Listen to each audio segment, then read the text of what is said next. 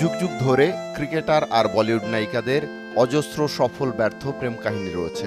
এবারের ভালোবাসা দিবসে চলুন জেনে নিই বলিউডে আলোচিত ৫ ক্রিকেটারের ভালোবাসার গল্প। মনসুর আলী খান পতৌদি মাত্র ২১ বছর বয়সে দায়িত্ব নেন ভারতীয় ক্রিকেট দলের। তখন এই অধিনায়ক প্রেমে পড়ে গেলেন বলিউড অভিনেত্রী শর্মিলা ঠাকুরের। ১৯৬৫ সালে এক বন্ধুর সূত্রে তাদের প্রথম দেখা, ৪ বছর অপেক্ষা শেষে বিয়ে।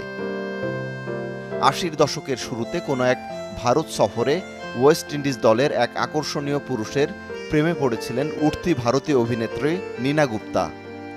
ভিভ তখন বিবাহিত এবং ২ সন্তানের জনক। যদিও তখন স্ত্রী মিরিয়ামের সঙ্গে ভিভের বিচ্ছেদ হবে অবস্থা। তখন নীনা ও ভিভের কোলে একটি সন্তান আসে, মাসাবা। অবিবাহিত মা হিসেবে সন্তানকে বড় করছিলেন নীনা। তারপরও তাদের প্রেমটা টেকেনি। শেষ পর্যন্ত ভিভ রিচার্ডস ফিরে যান তার স্ত্রীর কাছে। ভারতীয় সংবাদ মাধ্যমে প্রথম যখন খবরটা এলো, রীনা রায়ের সে কি ক্ষুব্ধ প্রতিক্রিয়া। অথচ কিছুদিন পর রীনা মহসিন দুজনই সংবাদ মাধ্যমকে জানিয়ে দেন বিয়ে করার সিদ্ধান্ত নিয়েছেন তারা। সম্ভবত একটা বিজ্ঞাপনের শুটিংয়ে পরিচয় ভারতের এই অধিনায়কের সঙ্গে অভিনেত্রী সঙ্গীতা বিজলানির।